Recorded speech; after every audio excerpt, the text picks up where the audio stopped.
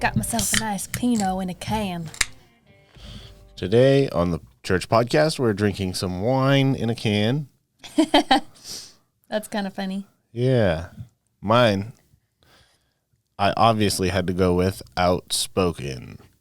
I don't know if that's allowed to be said on the podcast. I'm sure. If they want to sponsor us, sure. Great. Yeah. What are you drinking, Blake? I'm drinking a 14 Hands. And I picked this one because I was really in the mood for white wine, and this was the only chilled one in the grocery store, so really easy to make a decision. 14 Hands? 14 Hands, that's what it's called. Wow. Is that the number of government? No, that's 12. Oh, I knew that. So one thing that I thought that I feel like we mention a lot, but haven't talked about in depth is groupthink. Right. You want to talk about that now? Heck yeah. So, I mean, I don't know a lot about the science of it, but just the experience of it. I looked up the definition. Oh, great. So there's a couple, which is interesting. Okay. So the dictionary definition is the practice of thinking or making decisions as a group in a way that discourages creativity or individual responsibility.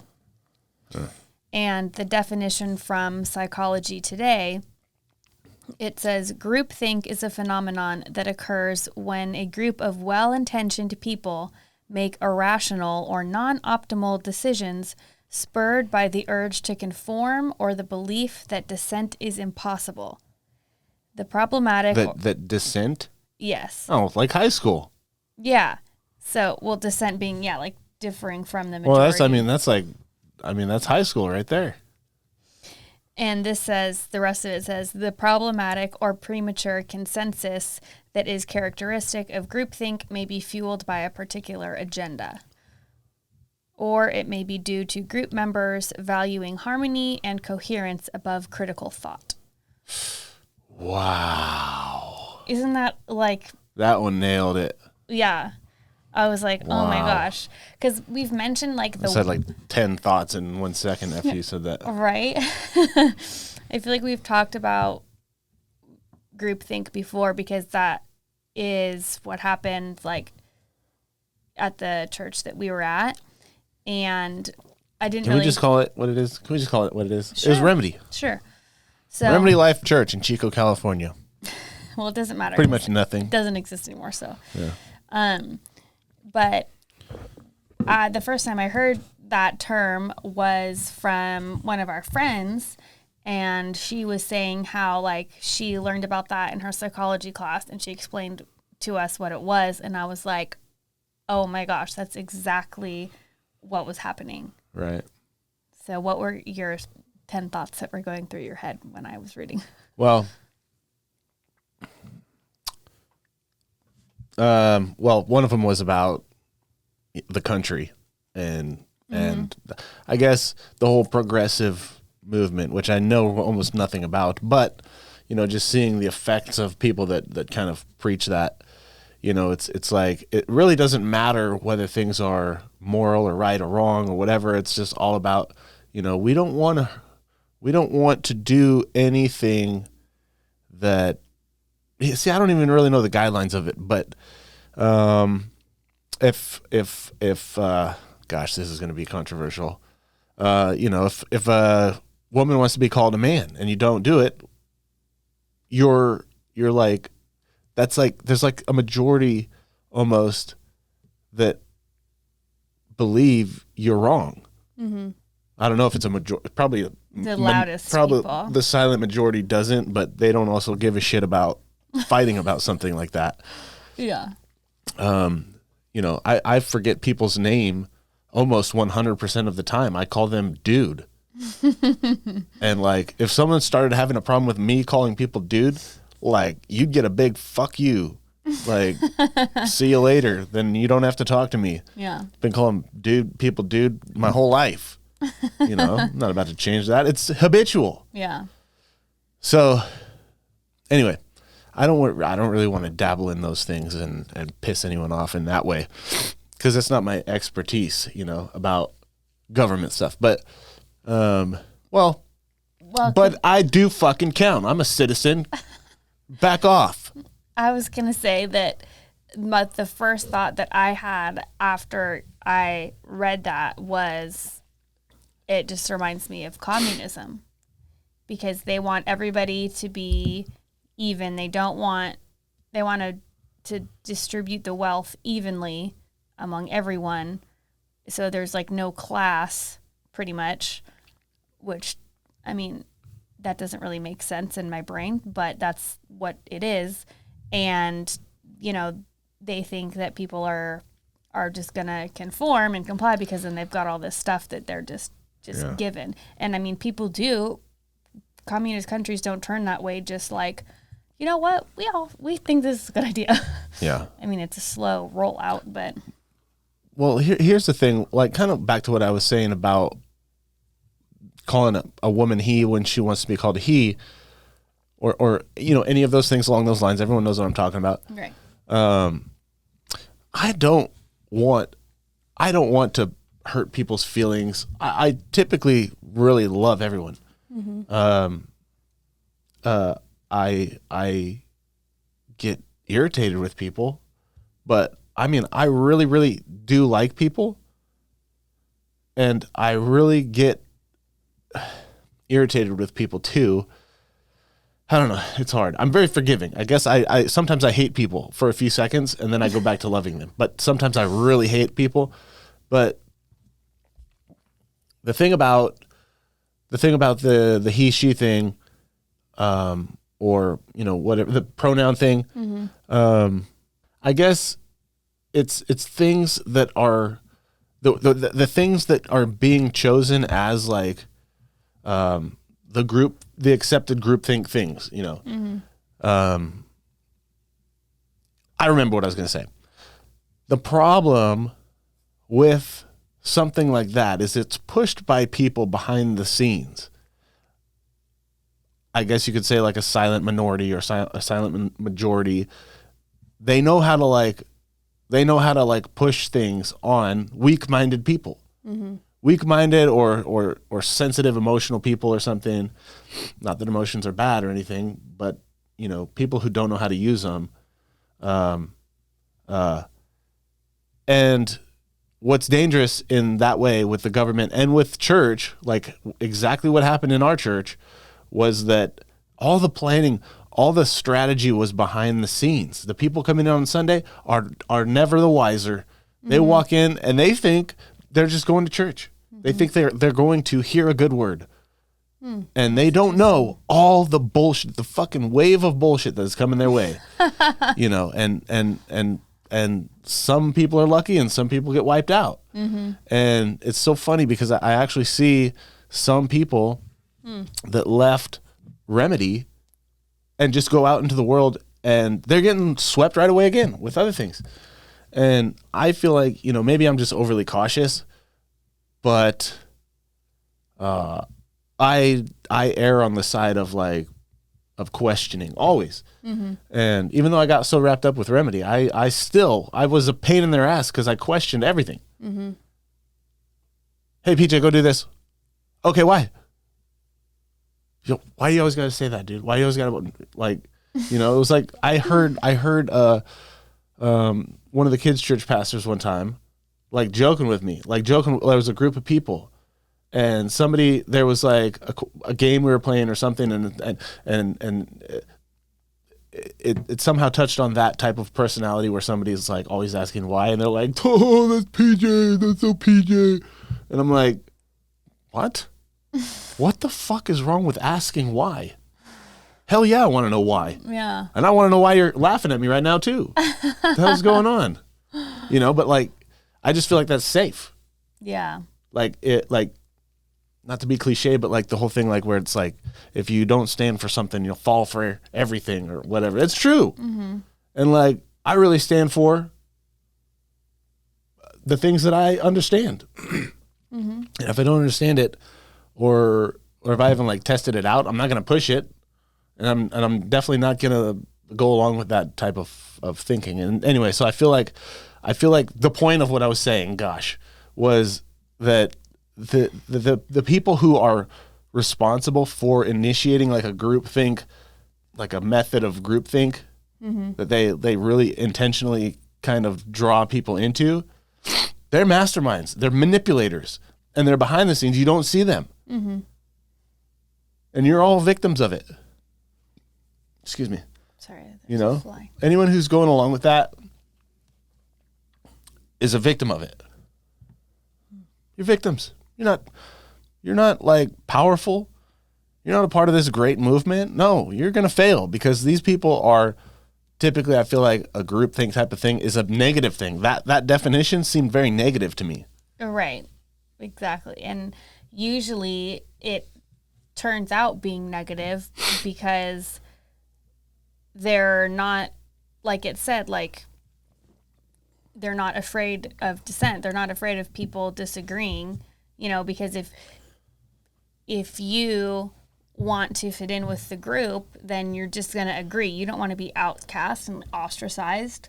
And so if you ask why, or if you're like, actually, I really don't think that's the best idea, right, then everyone else is going to be like, no, like you've got a spirit of they pretty much create something on you, and then you got to get it out, and then you're like, okay, well, I'm a weirdo.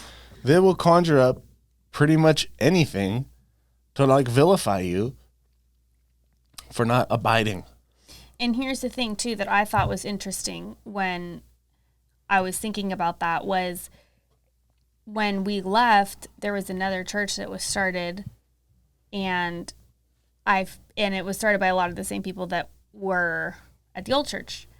And it's interesting to me because there was several people who like left to different states or left the town or stopped going to church for a while or something, and they are in a totally different like headspace than the people that are still there. And even though like they cut out the senior pastor, they're still having this groupthink thing. Like it still exists.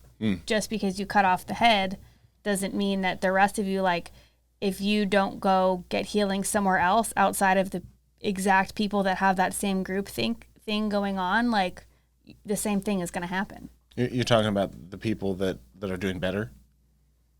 Are still wrapped up in that, or the people that stayed? The people that stayed and started a new church. Right.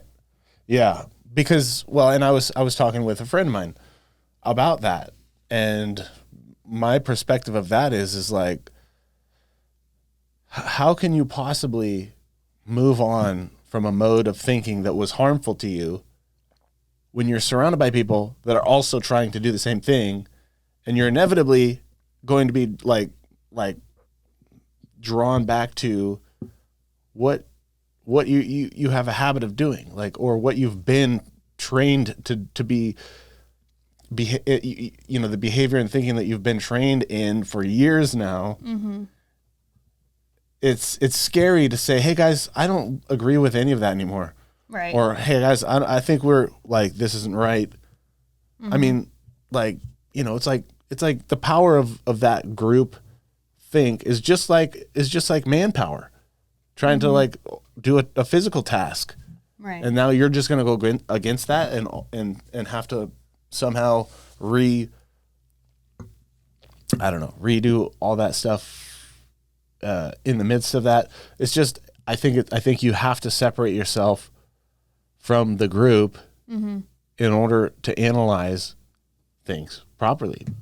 Well, it's like that phrase, you can't heal in the same environment that hurts you. Yeah. And people say that about all kinds of stuff, but I mean, in this case, I feel like that's totally true. Yeah. And just because you're not at that exact same church, you're with everyone else who was there, and you're all still thinking and doing the exact same stuff you were doing. Yeah. Just because like the bad guy at the top isn't there doesn't mean it's not the exact same environment that you were in. Right. Obviously, we've never been there, but have heard enough. Well, I didn't even have to hear anything to know anyway. But right. it's my fears have been confirmed It's just remedy carried on. It's just it's a, and I understand, I'm not mad about it. Right. I legitimately am concerned for the people that are just I mean, it's like, step back and actually, no, don't, not even just step back and evaluate, but like completely remove yourself from that path.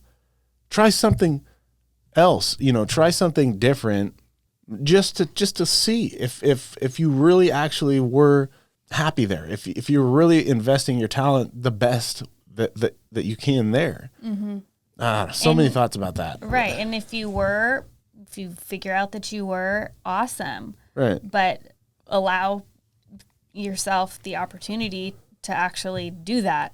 Yeah, like ample opportunity. Like, we're now like 2, almost 3 years, like, separated from that place.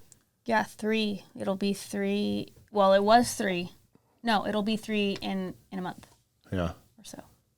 Yeah. So I on a daily basis have my opinions, my beliefs and stuff shifting in regard to that situation, but also in regard to who I am now in relation to God and all that stuff. Right. And what I actually believe, because it is hard when somebody's telling you about the Bible and all this, and everyone around you was like, yes, amen, pastor, that's right. And you're like, that sounds kind of weird, but like, I love all the people in this room and they're all agreeing. So like, It must be the right way. Well, it's like ignorance is bliss. Yeah. I get it. I freaking get it. Like, I miss being there, even though I know I don't miss being there. Right. I'm so happy to be gone. Right. Like, I'm so happy to have made actual progress in my beliefs, in my spirituality, in my relationship with God. And I'm not just some puppet on a string. Like literally a remedy zombie. Yeah. I can't do this. Subconsciously can't do this because Pastor so-and-so said, it's like, I mean, it just became second nature. Yeah. Oh my gosh, somebody's talking negative about the pastor. I got to shut this down somehow. And if they find out that I was in this conversation and I didn't say something, there's going to be hell to pay. Oh yeah. I mean, that was shit that, like, it's like, now looking back, is hilarious. It's hilarious. Yeah. All the opportunities I had to say, fuck you. Yeah, I love you, but fuck you. Well, here's a good example of the groupthink thing, or I don't even know if this is the groupthink thing, but like the times where we'd be in these meetings or whatever, usually some kind of what do you call it, like evaluating somebody, like addressing like a conflict of some kind. Oh, okay. So, the leadership was trained and more like groomed to handle those types of things in a certain way.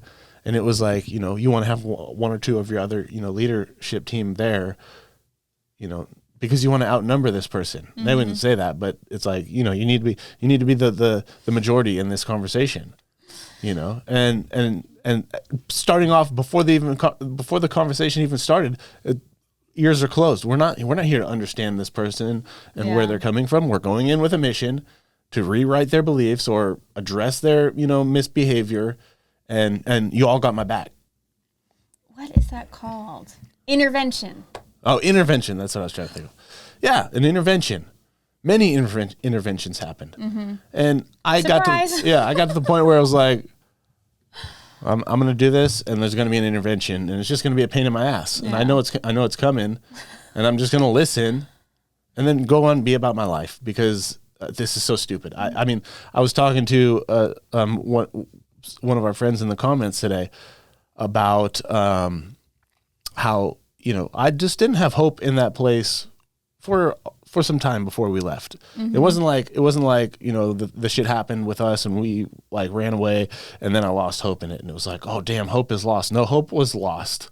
Hope was lost already. That's pretty much why what happened. Right. And So yeah, my behavior in regards to the whole like groupthink thing was weird because I don't know. I'm talking too much. I feel like you need to share more. But well, let's talk about the example of when we left, and so we basically decided what was happening. I mean, the deal was made. Like, what happened, and then you got pulled into interventions and had conversations. But you didn't. No, I didn't. No, they didn't want me around. Yeah. I was unrepentant. Well, we want to restore you, PJ, but we need to have a conversation. No, I don't like the way you talk to me. We're not having a conversation. I mean, I was just so done. Yeah. But you got pulled into these conversations where they really, really confused you. Well, and here's what happened was because they had meetings before the meeting. And so they met with the whole leadership team without us there and got them on their side and to think that we're just terrible people and how could they do this to us? That's literally like what they had the rest of the leadership team thinking. So crazy what they were saying on that podcast we were listening to. Mm-hmm. They basically were saying like I had a demon. Right. Mm-hmm. The senior pastor literally told me, "You have made the young men on our leadership team afraid to get married now." Oh my gosh. And I was like, well, yeah, you should be afraid to get married. Marriage ain't for the weak. I mean, I was like, okay, sure. Yeah. I was joking about that, by the way. I'm not afraid I to wasn't. be married to you. I didn't take it that way. Thank you. Then. No, but I mean, it's true though. It's not like easy. Right. But I just remember we would have conversations here and there through secret texts or secret, social media avenues, or on the phone. And I was for a good couple weeks really just combating them through you. It's like here you were being absolutely abused. And I mean, if somebody wants to leave, not to be insensitive, but if somebody wants to leave their husband and your whole church comes against you and I mean, that's your fucking business, right? Yeah. That's your business. You're unhappy. You felt like you did what you could to try and I guess make it what you wanted it to be. And maybe you could have tried more, but there's so much more to that issue, in particular, but the way they reacted was so much part of why it even happened in the first place, like meeting behind the scenes and then getting together with you and they're playing your side and your family one way and then they're going to my family and playing it one way and I'm the victim of Blake and all this different shit, and right. But my point with all of that was that all the people that they had in those meetings, it was just like one big person and you're supposed to try and stick up for yourself with that. Mm-hmm. I mean, that's been my issue the whole time is like, this has nothing to do with you people.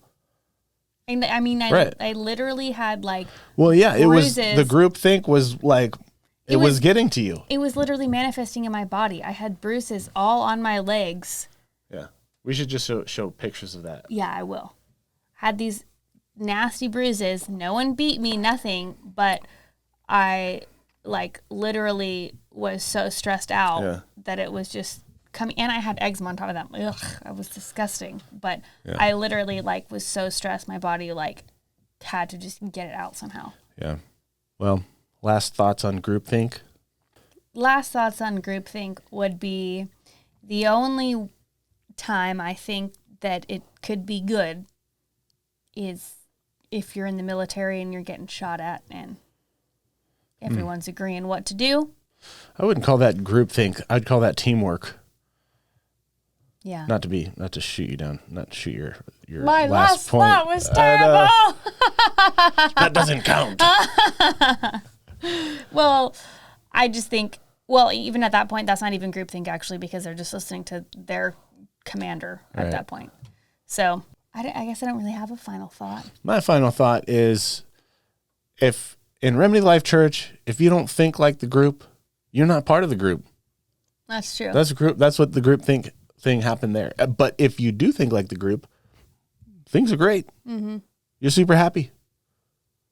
I mean, I would come in and out of phases where I would be like so combative, and argumentative about things because it was just so obviously so stupid all the time. Yeah. But then other times where I just wanted to get along. I just want to have my friends. Right. All right, we're going to do this. We're going to do that. Whatever. Go with the flow. And then I'll get annoyed with it again. Mm-hmm. Or I would do something where actually here's what happened was that I would be going along and just being agreeable and just keeping peace. And then I would do nothing basically and get my ass chewed out for it. Like, oh, this other church has this sound system. PJ, why didn't you recommend that? Like, aren't you leading this department? And then it's like, all right, well, fuck this group. I'm gonna think for myself again for a while. Yeah. Thank you for checking out the Church Podcast. Please like and subscribe to our channel.